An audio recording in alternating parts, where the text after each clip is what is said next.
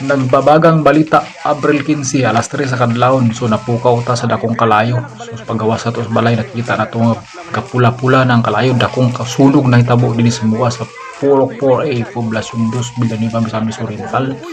So dakong sunog, walo na daw nakabalay ang sunog, so wala na gid na tabang sa sabya-sabya kay walo nakabalay, grabe dako ka kalayo na daw sa tunga nga balay naguna nga sunog ana. Puros na siya mga light materials. So kalat gid ang kalayo dali ra kay tanan. So alas 3 kadlaw na.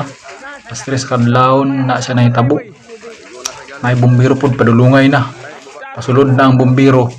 So dili na gid matabang ang walo ka balay, nasunog na gid sila. So dili pa na confirm kung walo ba gid na kabalay ato pa nang sutaon nyas buntag mag marites puntaon nyas buntag tong isaw hapit na nasunog duol na kay dikit na kay tanan pero na-save na siya na kay naabtan gid sa bumbiro.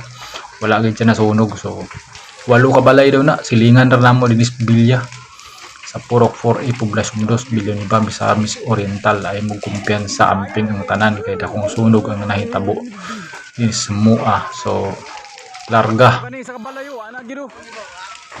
unta walay tao nga casualty, walay tao nga na naapil pag sunog diya. God bless amping ang tanan.